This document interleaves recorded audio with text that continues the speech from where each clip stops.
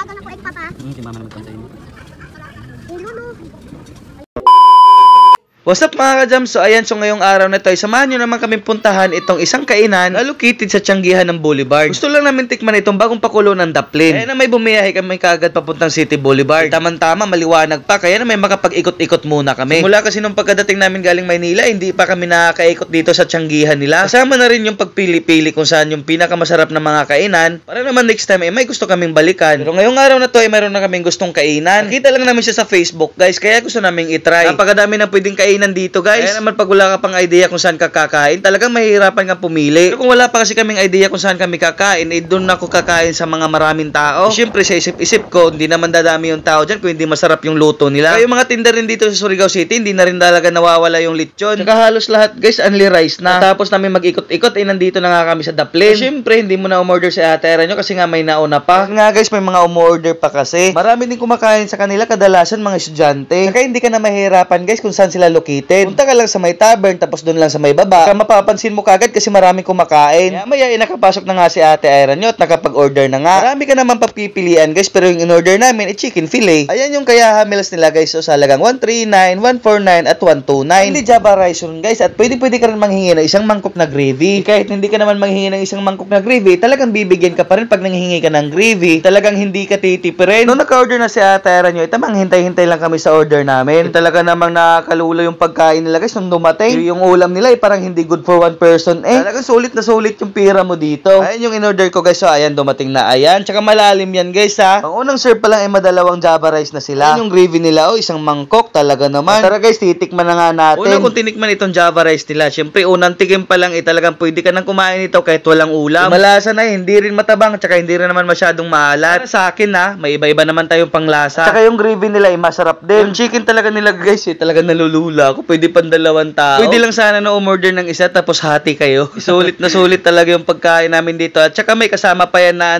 na sunny side up na egg. Talaga yung Java rice muna yung inuuna ko. Kasunod naman habang kumakain pa nga ako, syempre kumain na rin si ate Aaron nyo. Hindi naman to gaano kalakas kumain si ate Aaron nyo, pero nakakapag extra rice pa siya. Kala ko kasi okay na sa kanya yung dalawa, hindi naman to gaano kalakasan kumain. Tuwa pa nga si ate Aaron nyo kay Zion kasi ngayon nag-i-English. Naglalaro kasi ng cellphone guys, tapos nag-i-English. Sabi niya, there, over there daw. Iba na talaga yung mga bata ngayon guys, parang hindi ka na basta-basta makakapagkwentuhan. Nosebleed yung kabilang ilong mo eh. Pero syempre, balik tayo kay ate Aaron nyo. Ayan na nga, kumakain na nga siya. O, diba? At napakalambot ng chicken fillet nila dito, guys. Malamang chicken fillet nga, diba? Pero masarap talaga, guys. Solid, promises. Nasabi ko sa inyo, nyakod, itry nyo, guys. Tsaka napakaganda din picturean kasi napakalaki ng kanilang lagayan. At hindi lang lagayan, ha? Napakalaki ng serving nila. At tingnan nyo naman yung itlog niya, guys. So, nilagay so yung sunny side up nila talaga namang wow. Ito yung gusto ko sa sunny side up, malasado lang ba? Para naman yung sabaw niya, talaga naman nilalagay mo sa kanin. Kagaya sa ginawa ni ate Aaron nyo, diba? Ang sarap niyan, mga pre. Siyempre, hindi naman pwede na kami lang yung kakain. Siyempre, papakainin din natin to si baby boy. Para naman habang naglalaro, siyempre, busog rin. Saka naman para hindi rin mga yayat kasi sobrang galaw na. Mahilig na magtakbo-takbo, makikipaglaro na sa mga classmate niya. Kaya naman talagang hindi pwedeng pabayaan pagdating sa kain. Maya nga, nung pagkatapos pakainin ni ate Aaron si Zion, at siyempre, tapos na rin kumain si ate Aaron. Ay, hindi pa tapos guys. Ako lang pala yung wala ng kanin. Kaya naman, habang kumakain si ate Aaron, ako naman talagang tulalan-tulala. Siyempre, yung nagsaserve sa kanila, isa lang yung server nila guys, maraming tao, maraming kumakain. Ayun guys, yung si ate girl, yung parang si baby girl. Ayun naman, tamang hintay-hintay lang. Napakaalanganin din kasi guys, pag tumigil ako sa pagkain, napakarami ko pang ulam. Ayan guys, kung makikita nyo, diba? Ayun, yung ulam ko. Tsaka ate Aaron nyo, ubos na rin ang kanin. Kaya naman, balak na namin magdagdag.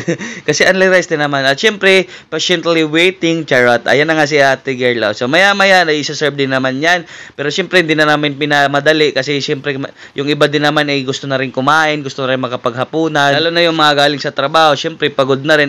Buti naman kami, nakakain na kami kahit konti. Konti pa ba yun? Nakadalawang rice. Ayan, di ba? Iyan yung sinasabi ko na akalain mo nga naman si ate Aaron yung nagdagdag pa ng rice. Hindi din naman mahilig yan talaga. Hindi naman gano'n yung kalakas kumain. Pero ako wag nyo na akong questionin. Makita naman sa katawan ko Ayun na nga si Zion, nagpagitna pa guys. Talaga naman Tapos namin kumain, nag-order na nga ng soft drinks. Ay bumili ng soft drinks si Ate Aaron nyo. So pangasana ni Ate Aaron nyo bumili ng mga juice doon sa mga gilid-gilid. Sabi ko baka kasi manghingi si Zion. Kaya maya tumayo na nga kami. Siyempre para naman yung mga gustong kumain, kaupo na kasi nga may mga nag-order na guys na hindi pa umuupo. Siyempre hinihintay nilang matapos kumain. So ayan, pauwi na nga kami at siyempre nagtingin-tingin din kami kung saan next namin na pwede namin kainan. Para naman pagkabalik namin, diretsuhan na. Mahirap kasi pag dito ka pa namimili, kaya talagang matatagalan ka kumain. So, yun lang guys, kita-kita tayo sa next vlog. Kaya tayo pwedeng kumain sa next vlog, hulaan nyo. Charot. Bye-bye. Love you.